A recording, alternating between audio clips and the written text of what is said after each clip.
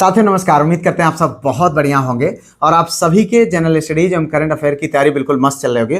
तो भैया आप जानते हैं जो है सुबह में 7 बजे हम आपके लिए करंट अफेयर के उन इंपॉर्टेंट क्वेश्चंस को लेकर आते हैं जो आपके एग्जाम के दृष्टिकोण से बेहद इंपॉर्टेंट है, आपके एग्जाम में पूछे जा सकते हैं। ठीक है, अगर आप किसी भी प्रकार के गवर्नमेंट सर्विस के एग्जाम की तैयारी कर रहे हैं, चाहे टीजीटी पीजीटी हो, बीपीएससी टीआरई 4 की अभी नई वैकेंसी आई है या जो है सुपर टेट, इन सारे एग्जाम के लिए ये क्लासेस बेहद इंपॉर्टेंट है। ठीक है, अगर आप चाहते हो इनकी सारी पीडीएफ मिल जाए, इसके अतिरिक्त टेस्ट होता है, उसमें भी आप पार्टिसिपेट कर पाएँ। कल के डेट में टेस्ट भी हुआ था, तो आप हमारा ऐप है, लिंक डिस्क्रिप्शन में है, डाउनलोड कर लीजिए और इनमें जरूर पार्टिसिपेट करिए। आइए भैया शुरू करते हैं और लेते हैं यहाँ पर पहला क्वेश्चन है वैश्विक हेपेटाइटिस रिपोर्ट 2026 किस अंतर्राष्ट्रीय संस्था द्वारा जारी की गई। ठीक है, which international organisation has release the global hepatitis report 2026, UNICEF, विश्व स्वास्थ्य संगठन, विश्व बैंक, यूनेस्को। तो आपको यहाँ पर आंसर करना है सही विकल्प। जी हाँ मेरे भाई, मैं बार बार कहता हूँ जितने भी क्वेश्चन के आंसर आपको पता हो कमेंट करें, ना पता हो मेरे बताने की बात करें, बताएं, लिखें, लेकिन आप लिखें जरूर, जिससे चीज़ें आपको लंबे समय तक याद रहेंगी। तो यहाँ पर देखें जो सही विकल्प है मित्र वो है WHO। जी हाँ, WHO यानी World Health Organisation global hepatitis report 2026 विश्व स्वास्थ्य संगठन जो है WHO के द्वारा जारी किया गया है। यह रिपोर्ट मुख्य रूप से हेपेटाइटिस बी, ठीक है, हेपेटाइटिस बी के जो है और हेपेटाइटिस सी के वैश्विक बोझ का आकलन करती है। ठीक है, हेपेटाइटिस बी और सी के संक्रमण, निदान, उपचार और मृत्यु दर के आंकड़ों का व्यापक मूल्यांकन भी करती है। यह रिपोर्ट 28 अप्रैल 2026 को कब जारी किया गया है? 28 अप्रैल 2026 को। ठीक है, तो इतना आपको ध्यान रखना है। अब रिपोर्ट के अनुसार अगर हम बात करें वर्ष 2024 में लगभग 1.3 मिलियन मौतें जो है वायरल हेपेटाइटिस बी और सी से संबंधित थे। WHO की मुख्यालय की अगर हम बात कर लें यहाँ पर, तो कहाँ पर है भैया? जेनेवा में। कहाँ पर? जेनेवा में। ठीक है, जो कहाँ पर है? स्विट्जरलैंड, जहाँ सब लोग हनीमून मनाने जाते हैं। ठीक है, सब लोग नहीं भैया, जिनके पास पैसा है। तो ये आप ध्यान रखें। अब अगर हम WHO की स्थापना की बात करें, ये भी इंपॉर्टेंट है भाई। कब हुआ था? 1984 में हुआ था। ठीक है, कब हुआ? 84 नहीं, 48 में है, 1948 है। ठीक है, 1948 में हुआ था। इसका प्राथमिक उद्देश्य वैश्विक स्वास्थ्य को बढ़ावा देना और स्वास्थ्य सेवा के क्षेत्र में अंतर्राष्ट्रीय सहयोग को मजबूत करना। ठीक है, इतना हो गया आपके WHO संबंधित। अब हम यहाँ पर देखेंगे भाई जो है देख लेते हैं यूनिसेफ से संबंधित। यूनिसेफ अगर बात करें तो यूनिसेफ का फुल फॉर्म होता है यूनाइटेड नेशन चिल्ड्रंस फंड। ठीक है, मतलब यूनाइटेड नेशन चिल्ड्रन फंड। इसका मुख्यालय की बात करें तो कहाँ पर है? न्यूयॉर्क में है। ठीक है, न्यूयॉर्क जो कहाँ पर है? अमेरिका में है। कहाँ पर? या अमेरिका में। ठीक है, न्यूयॉर्क अमेरिका में है। और इसके बाद ये क्वेश्चन बनता है आपके, यह मुख्य रूप से बच्चों के स्वास्थ्य, पोषण, शिक्षा और सुरक्षा के लिए कार्य करता है। ठीक है, अब यूनिसेफ की स्थापना की बात करें तो ये कब हुआ था? 1946 में हुआ था। कब? 1946 में इसकी स्थापना हुई थी। ठीक है, अब हम बात करते हैं यहाँ पर विश्व बैंक का। तो विश्व बैंक की बात करें तो यह विश्व बैंक विकासशील देशों की वित्तीय और तकनीकी सहायता प्रदान करता है। इसका मुख्यालय की बात करें तो वाशिंगटन DC है। कहाँ पर? वाशिंगटन DC, जो अमेरिका की राजधानी है। ठीक है, वहाँ पर स्थित है। इसका उद्देश्य गरीबी को कम करना और सतत विकास को बढ़ावा देना। विश्व बैंक समूह की प्रमुख संस्थाओं में IBRD, क्या है? IBRD। ठीक है, IBRD और क्या है?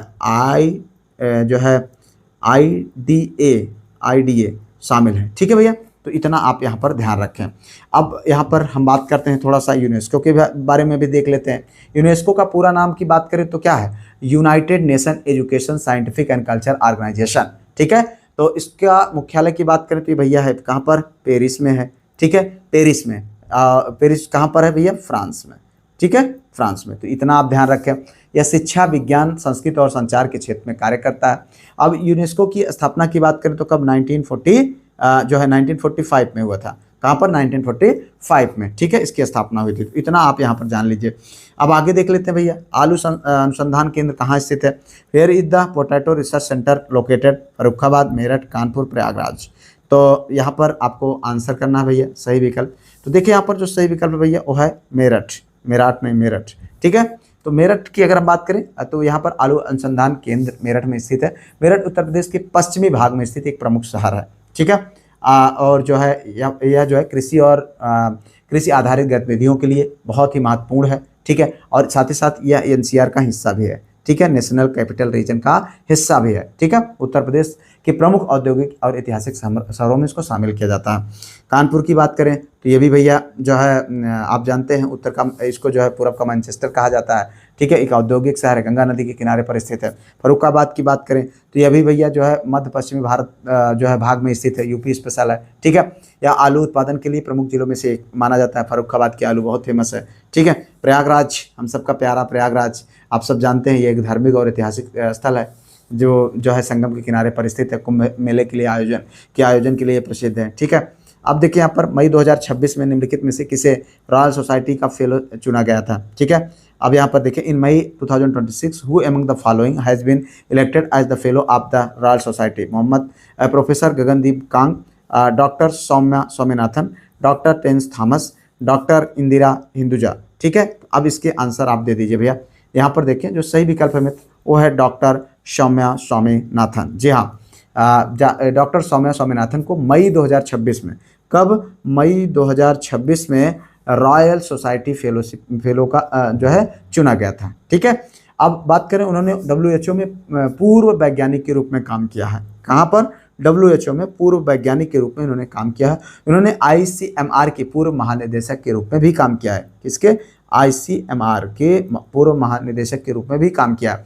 ये बाल रोग विशेषज्ञ और तपेदिक, ठीक है, जिसे ट्यूबरकुलोसिस कहते हैं, तथा HIV की जो है वैश्विक विशेषज्ञ भी रहे हैं। यह सम्मान प्राप्त करने वाली दूसरी भारतीय वैज्ञानिक हैं, पहली नहीं दूसरी, सेकंड नंबर की जो है भारतीय वैज्ञानिक रही हैं। ठीक है, उन्होंने इनसे पहले अगर हम बात करें तो प्रोफेसर गगनदीप कांग साहब को यह सम्मान मिला है। उनके पिता को प्रोफेसर MS स्वामीनाथन भी रॉयल सोसाइटी के फेलो थे। ठीक है, उनके पिता किनके, स्वामीनाथन के पिता भी जिनका नाम क्या था, प्रोफेसर MS स्वामीनाथन, जो क्या है, रॉयल सोसाइटी के फेलो थे। ठीक है, तो इतना आप यहाँ पर इनसे संबंधित ध्यान रखें।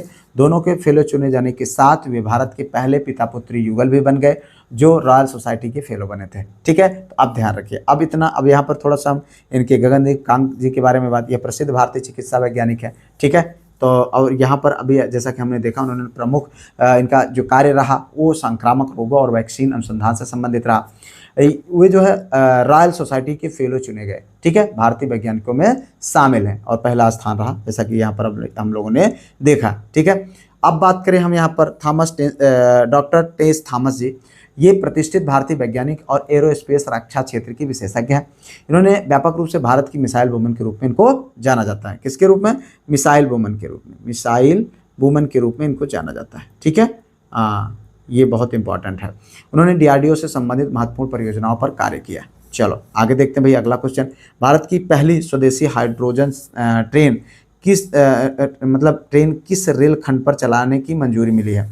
तो यहाँ पर देखें दिल्ली मेरठ, जिंद सोनीपत, कालका शिमला और आगरा मथुरा। तो भाई आप सब जानते हैं ये वीडियोज बहुत मेहनत से तैयार होते हैं, तो कृपया आप इनको लाइक, चैनल को सब्सक्राइब, अपने दोस्तों के साथ शेयर जरूर किया करें। ठीक है, यहाँ पर देखिए जींद सोनीपत। जी हाँ, अगर हम बात करें तो जींद सोनीपत रेल सेक्शन पर भारत की पहली स्वदेशी हाइड्रोजन ट्रेन के संचालन को मंजूरी दी गई है। यह भारत में हाइड्रोजन आधारित रेल परिवहन की दिशा में एक बहुत ही महत्वपूर्ण उपलब्धि है। हाइड्रोजन ट्रेन में हाइड्रोजन का उपयोग प्राथमिक ईंधन के रूप में किया जाता है। ठीक है, आप जानते हैं हाइड्रोजन एक बहुत ही महत्वपूर्ण ईंधन के रूप में भविष्य में ये बहुत पोटेंशियल है इसमें। और हाइड्रोजन फ्यूल सेल तकनीक के ट्रेन को चलाने के लिए बहुत बिजली उत्पन्न करता है। इसका उद्देश्य स्वच्छ और कम उत्सर्जन वाले परिवहन को बढ़ावा देना है। अब यहाँ पर दिल्ली मेरठ की अगर हम बात करें तो ये भैया दिल्ली भारत की राजधानी है। अभी जैसा कि मेरठ हमने देखा पश्चिमी राज्य भी है बाकी। ठीक है, आगे बढ़ते हैं भाई अगला क्वेश्चन। केंद्रीय औषधि एवं सुगंधित पौध अनुसंधान संस्थान CIMAP कहाँ स्थित है। ठीक है, चित्रकूट, सहारनपुर, कानपुर और लखनऊ। तो आपको इसका आंसर देना है।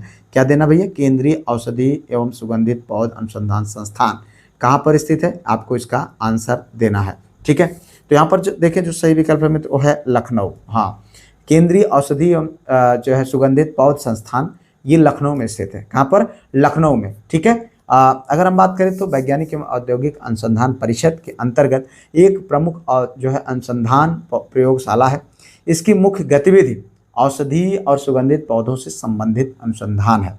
यह औषधीय पौधों की खेती, उत्पादन, प्रसंस्करण और उपयोग से संबंधित तकनीकों पर कार्य करता है। लखनऊ की बात करें तो ये भैया उत्तर प्रदेश की राजधानी भी है। ठीक है, चलो भाई आगे देखते हैं। यहाँ पर अगला क्वेश्चन, मई 2026 में इराक के नए प्रधानमंत्री, देखो अब अभी तक हम लोगों ने यूपी स्पेशल, राष्ट्रीय और अब देखो यहाँ पर अंतर्राष्ट्रीय, यानी आपके सिलेबस में जो भी है हम उसको ध्यान में रख करके ये प्रैक्टिस आपको कराते हैं और अभी हम टॉपिक वाइज भी कराएंगे करंट अफेयर का। ठीक है, तो इसके लिए आप बिल्कुल परेशान ना होइए। मई 2026 में इराक के नए प्रधानमंत्री कौन बने? तो यहाँ पर आपको 4 विकल्प हैं, उनमें से सही आंसर देना है। ठीक है, तो देखिए यहाँ पर मोहम्मद सिया अल सुदानी, मुस्तफ़ा अल कामिदी, अली फलीह कादिम अल जैदी, बरहाम सालिह है। ठीक है, चलो यहाँ पर देखें जो सही विकल्प है मित्र वो है अली फलीह कादिम अल जैदी। नाम भैया इतना बड़ा है। ठीक है, अली फलीह कादिम अल जैदी मई 2026 में, कब? मई 2026 में ये जो है क्या चुने गए हैं? प्रधानमंत्री। कहाँ के? इराक के। आप जानते हैं इराक की राजधानी बगदाद है और यह पश्चिमी एशिया में स्थित एक बहुत ही प्रमुख देश है और इसकी जो पूर्व प्रधानमंत्री थे जिनको अमेरिका ने जो है मार दिया था और उसके बाद इनको प्रधानमंत्री की जिम्मेदारी मिली है और अमेरिका और इराक में इस समय जो है तनी तना बिल्कुल चल रही। इसके आधिकारिक भाषाएं की बात करें तो अरबी और कुर्शिद है। ठीक है, आप देखो यहाँ पर मोहम्मद सिया अल सुदानी की अगर हम बात करें तो वह एक इराकी राजनीतिज्ञ हैं और उन्होंने 2022 में इराक के प्रधानमंत्री पद का संभाला था और उन्होंने इराकी शासन में एक प्रमुख सिया राजनीतिक नेता के रूप में उनको जाना जाता है। ठीक है, अब मुस्तफ़ा की बात करें, मुस्तफ़ा अल कादमी का, तो ये इराक के पूर्व प्रधानमंत्री ये भी हैं। उन्होंने 2020 से 22 तक प्रधानमंत्री के रूप में कार्य किया था। इससे पहले इराकी राष्ट्रीय खुफिया सेवा के प्रमुख के रूप में भी इन्होंने काम किया। अब बरहम साहिल की बात करें तो ये भी जो है इराकी खुर्द राजनीतिक है। ठीक है, 18 से 22 तक इराक के राष्ट्रपति के रूप में उन्होंने काम किया था। अब देखो यहाँ पर अगला क्वेश्चन, मुख्यमंत्री शहरी विस्तारीकरण नए शहर प्रोत्साहन योजना के संबंध में निम्नलिखित कथनों पर विचार करना। बहुत इंपॉर्टेंट है भाई, ध्यान रखना। यूपी स्पेशल आपका करंट अफेयर एकदम बहुत सॉलिड है। ठीक है, इसके तहत उत्तर प्रदेश के आगरा, बरेली और प्रयागराज में आधुनिक सैटेलाइट टाउन बसाने के लिए 225 करोड़ रुपए की पहली किस्त मंजूर की गई। ठीक है, इन 3 शहरों के लिए कुल 355.06 करोड़ रुपए की सीड कैपिटल की मंजूरी प्रदान की गई है। ठीक है, केवल एक, केवल दो, एक दो दोनों, ना तो एक ना ही दो। अब आपको बताना है इसमें क्या सही होगा विकल्प। तो यहाँ पर देखें जो सही विकल्प है मित्र वो है 1 और 2 दोनों। हाँ, अगर हम बात करें यह इस योजना का उद्देश्य पूरे उत्तर प्रदेश में नए और आधुनिक शहरी क्षेत्रों के विकास को बढ़ावा देना है। ठीक है, अगर हम बात करें आगरा, बरेली और प्रयागराज में आधुनिक सैटेलाइट टाउन विकसित करने की योजना है और इन जो है 3 शहरों में 355.06 करोड़ रुपए की सीड कैपिटल स्वीकृत की गई है। इसके अंतर्गत 225 करोड़ की पहली किस्त को मंजूरी भी दे दी गई है। तो एक बहुत ही इंपॉर्टेंट क्वेश्चन है यूपी स्पेशल करंट अफेयर का, आप ध्यान रखें। भारतीय चमड़ा, रंगाई व जूता संस्थान कहाँ स्थित है? आगरा, उन्नाव, कानपुर और गाजियाबाद। तो हम सब जानते हैं भैया कहाँ पर है, कानपुर। कानपुर फेमस है किसके लिए? चमड़ा के लिए। ठीक है, तो भारतीय चमड़ा, रंगाई व फुटवियर संस्थान कानपुर में स्थित है। कानपुर उत्तर प्रदेश का एक बहुत ही प्रमुख औद्योगिक शहर है। यह विशेष रूप से चमड़ा प्रसंस्करण उद्योग और कानपुर में चमड़ा और फुटवियर से संबंधित अनेक विनिर्माण गतिविधियां भी की जाती हैं। यह गंगा नदी के किनारे स्थित एक प्रमुख महानगर है। ठीक है, चलो भाई समान नागरिक संहिता यूसीसी विधेयक 2026 पारित करने वाला असम देश का कौन सा राज्य बना? बहुत इंपॉर्टेंट, पहला, दूसरा, तीसरा और चौथा। अब देखो यहाँ पर बहुत इंपॉर्टेंट क्वेश्चन है भाई, आप इसके आंसर जरूर कमेंट में लिखिए। ठीक है, अब देखें जो सही विकल्प है मित्र वो है तीसरा यानी 3rd नंबर का। तो असम विधानसभा की ने जो है 27 मई, कब? 27 मई 2026 को क्या किया? समान नागरिक संहिता यानी यूसीसी विधेयक 2026 पारित किया। इसके साथ असम देश का यूसीसी कानून बनाने वाला तीसरा राज्य बन गया। ठीक है, पहले राज्य के अब जब तीसरा ये बना है तो पहला कौन होगा भाई? पहले नंबर पर उत्तराखंड आता है। कौन आता है? उत्तराखंड। ठीक है, ये हो गया। और दूसरे नंबर पर कौन आता है? गुजरात आता है। ठीक है, तो इसको आप ध्यान रखें। तीसरे नंबर पर कौन हो गया भैया? तीसरे नंबर पर आपका ये हो गया असम हो गया। ठीक है, असम की कसम। ठीक है, तो याद रखना भैया, असम की कसम है, आपको याद रखना जरूर।